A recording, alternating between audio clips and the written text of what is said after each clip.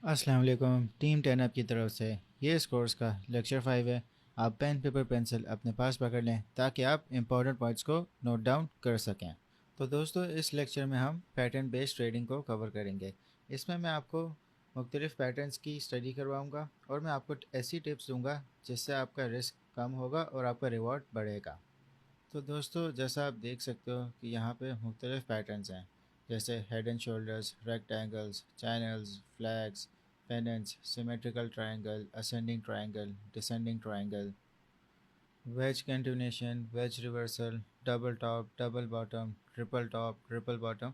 ये सारे मुख्तलिफ़ पैटर्न्स हैं। हम इन सबको चार्ट्स पे देखेंगे। तो दोस्तों, अब सवाल ये है कि ये पैटर्न बनता कैसे है। इसका तो कोई फिक्स क्राइटेरिया नहीं है, मगर जैसा कि हमने सपोर्ट और रेजिस्टेंस में पढ़ा था कि जहाँ भी दो पॉइंट्स मैच हो जाएंगे उसको हम सपोर्ट या रेजिस्टेंस कंसीडर कर सकते हैं। इसी तरीके से ये पैटर्न्स भी होते हैं। मिनिमम एटलीस्ट इनके दो पॉइंट्स मैच होने चाहिए, और जितने ज़्यादा उतना अच्छा आपके पैटर्न की एक्यूरेसी बन सकती है। अब ये डिपेंड करता है कि कौन सा पैटर्न है। हर पैटर्न के यूनिक फीचर्स होते हैं जो कि हम चार्ट्स पे देखते हैं। हम सीधा भी चार्ट्स पे चलते हैं और पैटर्न्स को एक एक करके समझना शुरू करते हैं। दोस्तों, वॉल्यूम इंडिकेटर बहुत ज़्यादा इंपॉर्टेंट होता है अगर आप किसी भी पैटर्न को आइडेंटिफाई कर रहे हो। वॉल्यूम इंडिकेटर को टर्न ऑन करने का तरीका ये है कि आप इंडिकेटर्स के पैनल पे क्लिक करेंगे और सर्च में टाइप करें वॉल्यूम। तो आपके पास वॉल्यूम इंडिकेटर इस तरह ऑन हो जाएगा। तो दोस्तों, ये आपका वॉल्यूम इंडिकेटर है। बाय डिफ़ॉल्ट आपका ट्रेडिंग व्यू में ये आपको एक्टिव मिलेगा, और फ्री वर्जन में आप इसके साथ तीन और इंडिकेटर्स यूज़ कर सकते हो। तो आप जब भी कोई पैटर्न आइडेंटिफाई करो तो आप वॉल्यूम ज़रूर देखो। तो दोस्तों, आपने इन वॉल्यूम बार्स को कैसे रीड करना है। वॉल्यूम का मतलब होता है टोटल बाइंग और टोटल सेलिंग, कि कितनी ज़्यादा मार्केट में लोगों ने पार्टिसिपेशन की है बाइंग और सेलिंग में। जो वॉल्यूम का अच्छा टाइम फ्रेम आपने देखना है वो है 1 आवर, 4 आवर और डे। ये टाइम फ्रेम्स आपके बेस्ट हैं आपको वॉल्यूम बताने के लिए कि पार्टिसिपेशन किस तरह हो रही है लोगों की। तो दोस्तों, आपने इन बार्स में कंफ्यूज नहीं होना। ये जो बार्स हैं ये आपको टोटल बाइंग और सेलिंग बता रहे हैं। जैसा कि आप देख सकते हो कि ये वाली कैंडल है और इसमें जो इसका बार है वो कितना ज़्यादा बड़ा है, क्योंकि इसमें सेलिंग भी हुई है और बाइंग भी एक साथ हुई है। मगर आप अगर ये वाली आप प्राइस एक्शन देखो कि इसमें कितना एक अपवर्ड मूवमेंट आया है, मगर आप इसका वॉल्यूम देखो कि इसका वॉल्यूम इस प्रीवियस कैंडल से कितना कम था। तो इसका मतलब है कि यहाँ पे ज़्यादातर बाइंग हुई है, सेलिंग बहुत ही कम हुई है या ना होने के बराबर हुई है।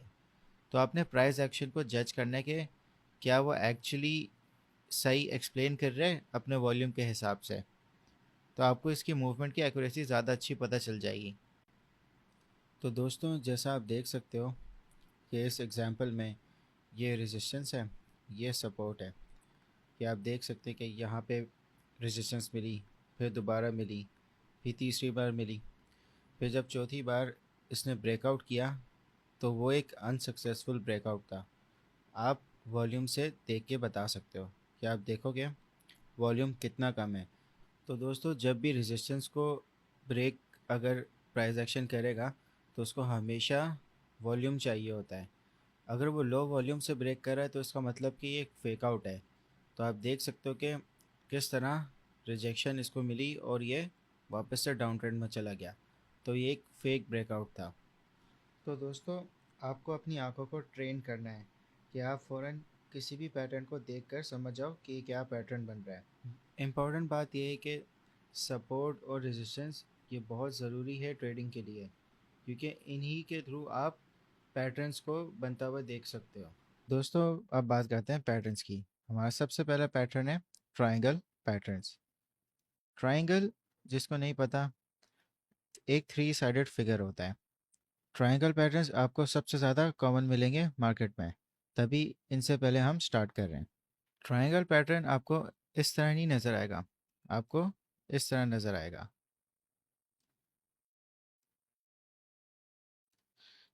ये वाली साइड और ये वाली साइड, ये दो मेन साइड्स होंगी, और जो प्राइस एक्शन होगा वो आपको इस तरह होवर करता हुआ नज़र आएगा कि जो प्राइस एक्शन है वो आपका यहाँ से ब्रेकआउट करके अपवर्ड मूवमेंट ले सकता है या इस पैटर्न को ब्रेक करके डाउन ट्रेंड में आ सकता है।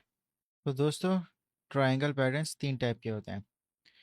पहला जो सिमेट्रिकल ट्रायंगल होता है, उसमें जो प्राइस एक्शन है आपको एक सेम मूवमेंट में आपको नज़र आ रहा होता है। और जो असेंडिंग ट्रायंगल है उसमें जो प्राइस होता है वो आपको अपवर्ड मूवमेंट में नज़र आएगा। सिमेट्रिकल ट्रायंगल में आपको साइडवेज मूवमेंट मिल रही होगी, असेंडिंग ट्रायंगल में आपको अप ट्रेंड एक मिल रहा होगा। जो तीसरा पैटर्न है वो आपका डिसेंडिंग ट्रायंगल होगा, कि जो इसमें प्राइस होगी वो एक डाउन ट्रेंड में होगी। अब जो पैटर्न्स की जो सक्सेस रेट होता है वो 85% होता है और 15% फेलियर रेट होता है। तो एक बहुत हाई चांस है कि आपकी ट्रेड इसमें अच्छी जा सकती है। अब मैं आपको बताता हूँ कि ट्रायंगल पैटर्न्स में आप लॉटरी कैसे जीत सकते हो। आपने देखा होगा कि यहाँ ऊपर ट्रेंड लाइन है और नीचे ट्रेंड लाइन है। तो इस साइड का क्या काम है? ये साइड आपने वैसे बनानी नहीं होती, आपने सिर्फ ये वाली ट्रेंड लाइन और नीचे वाली ट्रेंड लाइन, ये दो ट्रेंड लाइन्स आपने बनानी होती हैं। तो जो लॉटरी पॉइंट है वो इनके बीच की हाइट है, ये वाली हाइट इनका लॉटरी पॉइंट है। अगर ब्रेकआउट, अगर जैसे असेंडिंग ट्रायंगल ये बना हुआ है, तो अगर इसका ब्रेकआउट होता है तो ये ऊपर तक इसका, यहाँ तक आप एक पंप एक्सपेक्ट कर सकते हो जो इसकी हाइट के बराबर होगा। और अगर इसका डाउन ट्रेंड में ब्रेकआउट होता है तो इसी तरह जो इसकी हाइट है उस हिसाब से जो प्राइस होगा वो नीचे जाएगा। तो आप ब्रेकआउट्स पे बहुत अच्छी ट्रेड कर सकते हो और एक अच्छा प्रॉफिट बना सकते हो। अब दोस्तों, अब हम डायरेक्ट प्राइस एक्शन पे जाते हैं और ट्रायंगल पैटर्न को बनाते हैं, और मैं आपको लॉटरी पॉइंट भी दिखाता हूँ कि ये कितना कामयाब है। जैसा कि दोस्तों आप देख सकते हो, ये बिटकॉइन का 4 आवर चार्ट है और इसमें हम ट्रायंगल पैटर्न बनाते हैं। हमने पहले सपोर्ट लाइन बनानी है। अगर आप देखो कि जो सपोर्ट है प्राइस को एक बार यहाँ मिली, फिर दूसरी बार यहाँ मिली, फिर तीसरी बार यहाँ मिली, फिर फोर्थ टाइम भी यहाँ मिली, ये इसकी सपोर्ट ट्रेंड लाइन बन गई। अब इसकी रेजिस्टेंस ट्रेंड लाइन बनाते हैं।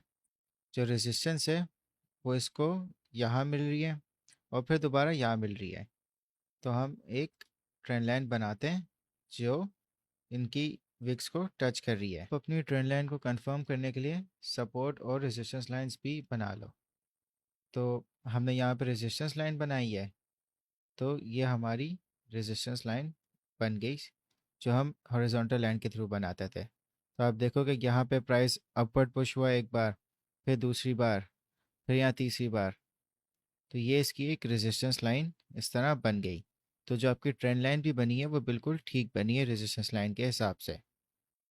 इसी तरह आप इसकी सपोर्ट लाइन भी कंफर्म कर लो। तो इसको ज़्यादातर सपोर्ट यहाँ मिली है। अब दोस्तों, जैसा कि मैंने आपको बताया था लॉटरी पॉइंट, तो हम अपना लॉटरी पॉइंट भी कंफर्म कर लेते हैं। यह आपकी हाइट होगी, और अगर आप चार्ट्स में देखें तो जहाँ इसका ब्रेकआउट हुआ है यहाँ से, वहीं एग्जैक्टली इसकी इतनी प्राइस मूवमेंट हुई है। तो आपको एक बहुत अच्छा प्रॉफिट ब्रेकआउट्स पे बन सकता है। ज़रूरी नहीं है कि आपने पूरा लॉटरी पॉइंट अवेल करना है। आप अपनी रिस्क मैनेजमेंट के हिसाब से, अगर आपको 50% भी आपको सही लग रहा है तो आप वहाँ पे भी एग्जिट कर लो। मगर एक ज़्यादातर एक रूल है ट्रायंगल पैटर्न्स का, कि जो उनकी हाइट होती है वो उतना ही उनका ब्रेकआउट होता है। तो दोस्तों, जैसा कि एक डाउन ट्रेंड चल रहा था, यहाँ पे आपको एक साइडवेज मूवमेंट मिल रही है ट्रायंगल में। मगर आप जब भी ट्रायंगल बनाओ तो एक प्रीवियस ट्रेंड भी देख लो, और आप वॉल्यूम का इंडिकेटर भी लाजमी आप इस्तेमाल करो, ताकि आप देख सको कि प्राइस एक्शन में क्या एक्चुअल मूवमेंट हो रही है।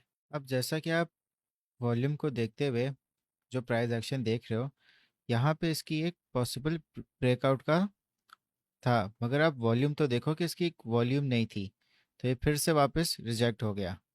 फिर इसने दोबारा जब यहाँ पे ब्रेकआउट करने की कोशिश की, यहाँ पे भी इसको कुछ खास वॉल्यूम नहीं मिला, तो ये एक तरह से एक फेक आउट था। तो आप समझ जाना चाहिए आपको कि वॉल्यूम जब नहीं है और एक तरह से वैसे ही डाउन ट्रेंड चल रहा था, तो इसने मोस्ट लाइकली नीचे की तरफ ब्रेकआउट इसने हो जाना था। तो आप अपना जो शॉर्ट की पोजीशन है आप यहाँ खोल सकते थे। तो आपने प्राइस एक्शन, वॉल्यूम और प्रीवियस ट्रेंड, इन सबको देखते हुए अपनी आपने ट्रेड करनी है। अब दोस्तों एक और पैटर्न देख लेते हैं, तो ताकि आपको और बेहतर समझ आ जाए। तो दोस्तों ये USD JPY का चार्ट है। आप देख सकते हैं कि यहाँ पे एक असेंडिंग ट्रायंगल बन रहा है। अब ज़रूरी नहीं है कि आपने जो इसकी जो अपर ट्रेंड लाइन है उसको आपने नीचे वाली ट्रेंड लाइन की तरह इस तरह बनाना है। आप उसको हॉरिजॉन्टल लाइन बना सकते हैं जो रेजिस्टेंस लाइन होती है। तो आप देख सकते हैं कि यहाँ पे एक जो प्राइस एक्शन है उसने एक अपवर्ड मूवमेंट लिया है, और जो इसका ब्रेकआउट था वो आप देख सकते हैं कि एग्जैक्टली इसकी हाइट के बराबर था। ज़रूरी नहीं है कि इसकी हाइट के बराबर ही होगा हमेशा, मगर ज़्यादा चांसेस होते हैं कि जो ट्रायंगल हाइट है उस हिसाब से ही ब्रेकआउट होए। देख सकते हैं कि कितनी बार ट्रायंगल ने से प्राइस ब्रेकआउट में आई, फिर रिजेक्शन मिली, फिर ब्रेकआउट में आई, फिर रिजेक्शन हुई और सपोर्ट उसने ले ली ट्रेंड लाइन की, फिर दोबारा इसने फिर फाइनली ब्रेकआउट कर लिया था यहाँ पे। दोस्तों आपको सबसे ज़्यादा इम्पोर्टेंट है कि आप प्राइस एक्शन की साइकोलॉजी समझे जो ट्रायंगल में हो रही है, और अपना जो स्टॉप लॉस है, टेक प्रॉफिट, वो सपोर्ट और रेजिस्टेंस लेवल्स के हिसाब से लगाएं। तो दोस्तों अभी के लिए हमने सारे ट्रायंगल पैटर्न्स को कवर कर लिया है। नेक्स्ट वीडियो में हम और पैटर्न्स को कवर करेंगे। मैं आपको अब टास्क दे रहा हूँ, आप फॉरेक्स, स्टॉक या क्रिप्टो, आपको जो सिंबल समझ आ रहा है उसमें आप 3 ट्रायंगल चार्ट्स बना लें और उनके ब्रेकआउट जोन्स भी आइडेंटिफाई कर लें।